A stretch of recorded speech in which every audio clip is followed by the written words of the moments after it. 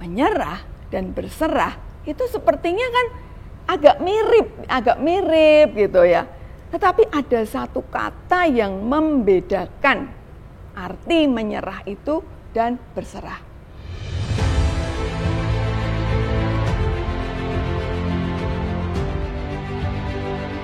Siang hari ini saya mau sharing tentang kejadian hari-hari ini yang menimpa keluarga kami.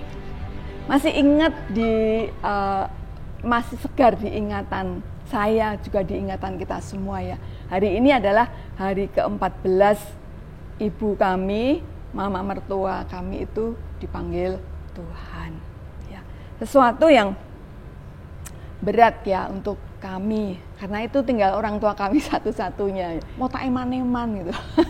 Itu eman-eman ya buat orang tua, juga buat pendoa untuk kami semua. Karena pendoanya Billy Graham itu adalah mamanya. Tapi ternyata kembali lagi bahwa otoritas Tuhan itu di atas pengetahuan, di atas pemikiran, di atas apa yang saya mau. Sebenarnya operasinya itu berhasil, Bapak Ibu ya. Karena operasinya itu adalah mengangkat ginjal sebelah kiri. Tinggal 17% saja berfungsinya. Semakin tidak berfungsi, itu akan menjadi penyakit, sumber penyakit. Artinya bisa akan menjadi sumber infeksi ya, sumber infeksi yang sangat berbahaya. Keadaan mama saya waktu itu bagaimana? Semangat sekali. Jadi beliau itu menghadapi resiko yang sedemikian besar. Juga dijelaskan dokter anestesi itu bisa resiko gini. Mama saya ngomongnya gini, kok dokter kok nakut-nakutin saya ya?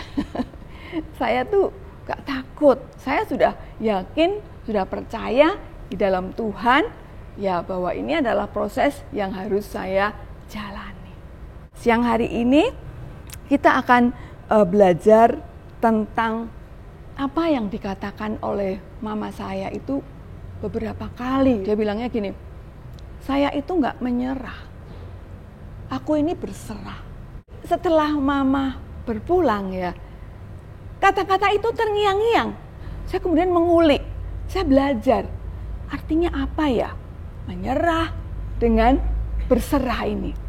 Menyerah dan berserah itu sepertinya kan agak mirip gitu ya. Tetapi ada satu kata yang membedakan arti menyerah itu dan berserah, yaitu adanya suatu pengharapan. Menyerah berarti tidak ada pengharapan. Tetapi berserah itu ada pengharapan. Sebagai contoh misalnya ada suatu peperangan ya. Peperangan A dan B. Teng. Ternyata A menang dan B kalah. Lalu apa yang dilakukan oleh B? Dia akan mengibarkan bendera. Warnanya apa kalau menyerah? Warnanya putih. Tanda dia menyerah. Tanda dia tidak mampu lagi. Di dalam kata menyerah itu ternyata ada hal-hal yang terkandung di dalamnya. Saya tidak merasa ada jalan keluar untuk masalah saya, sehingga saya menyerah. Sebagai contoh, seorang nabi besar namanya Elia. Elia mengalahkan Nabi Baal itu sampai 450 orang Nabi Baal ya. Dikatakan dia menyembelih Nabi Baal itu. Berarti hebat enggak Elia? Hebat ya kalau kita lihat, luar biasa ya. Dia menegakkan nama Tuhan dan membuat Israel itu berbalik lagi kepada Tuhan. Keesokan harinya dilaporkanlah apa yang dilakukan Elia itu kepada Isabel. Isabel memberikan ancaman ya. Awas ya Elia, kamu akan aku jadikan sama seperti nabi-nabi Baal ini. Elia takut dengan intimidasi Isabel.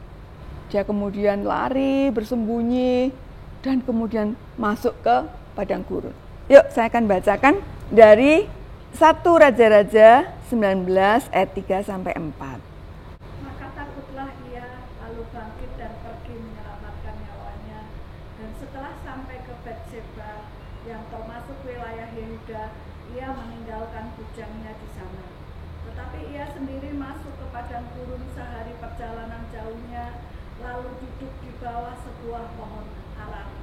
Kemudian ia ingin mati, katanya. Cukuplah itu sekarang ya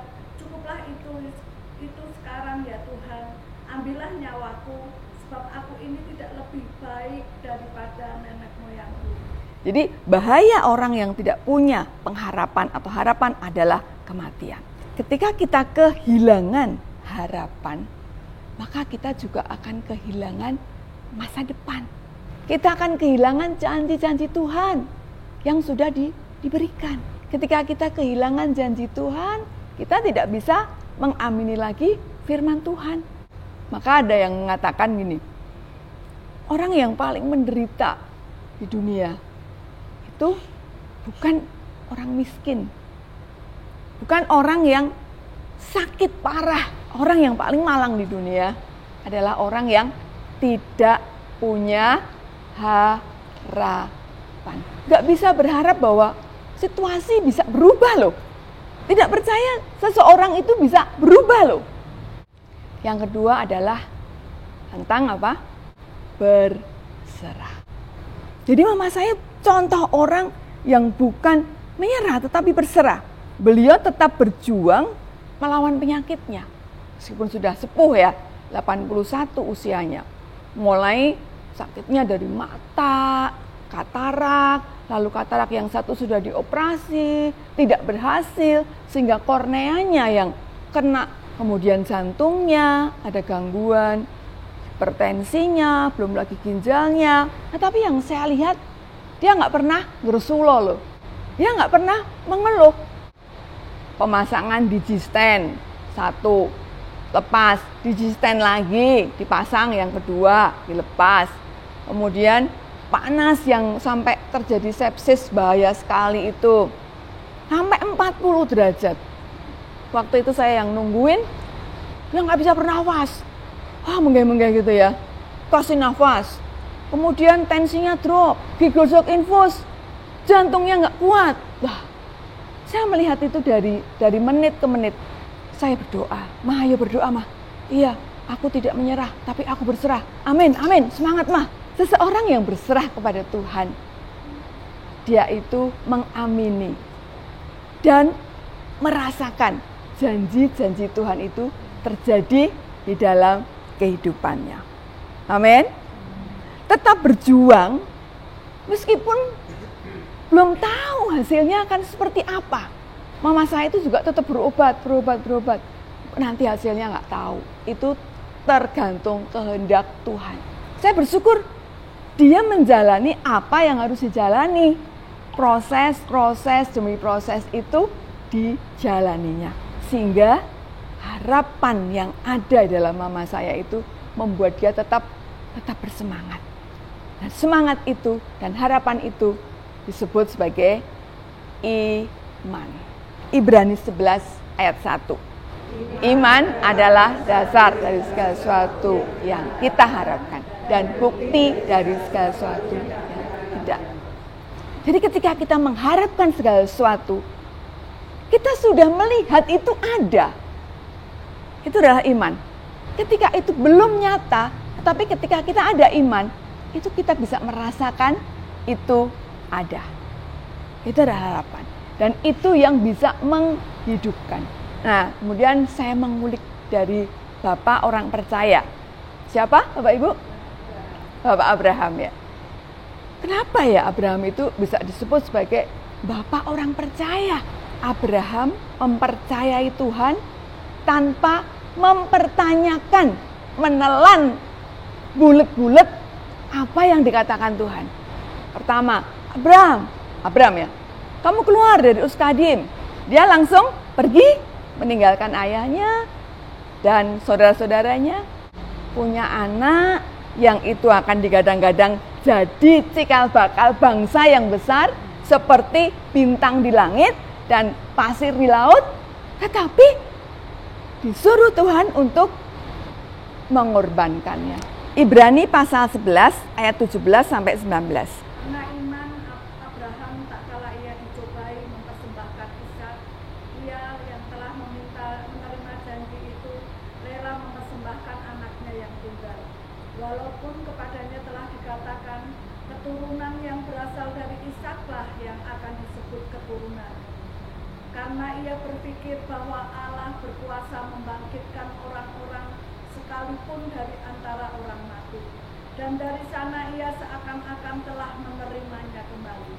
Ternyata kepercayaannya Abraham, gak apa-apa anakku tak sembelih mati. Karena ini perintah Tuhan, Tuhan itu pasti bisa menghidupkan kembali. Aku pasti akan menerima anakku itu dalam keadaan hidup lagi. Imannya ini loh, kok bisa? Makanya disebut sebagai Bapa orang percaya. Kita belajar dari Abraham ya, bagaimana kita bisa mempercayai janji Tuhan itu secara utuh.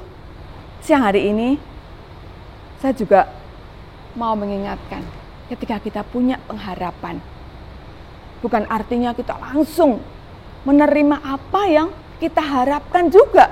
Ternyata ada apa? Proses di balik itu. Ketika kita punya harapan belum ada di situ, berarti kita sedang ada dalam proses untuk mencapai pengharapan kita. Kita juga harus setia dengan proses. Hasil dari proses itu, apapun keadaannya, itulah yang menentukan apakah pengharapan kita itu terus atau pengharapan kita itu seiring dengan keadaan. Saya bersyukur Tuhan memberikan kekuatan buat kami ya, keluarga, untuk menerima otoritas dan kedaulatan Tuhan itu melebihi semuanya. Saya menyaksikan mama saya itu seperti di 2 Timotius 4 ayat 7 yang mengatakan, aku telah mengakhiri pertandingan yang baik. Aku telah mencapai garis finish dan aku telah memelihara iman. Mama saya memberikan teladan iman buat kami. Saya dan Bapak Ibu juga bisa meninggalkan teladan iman atau warisan iman kita itu kepada anak-anak kita, cucu kita.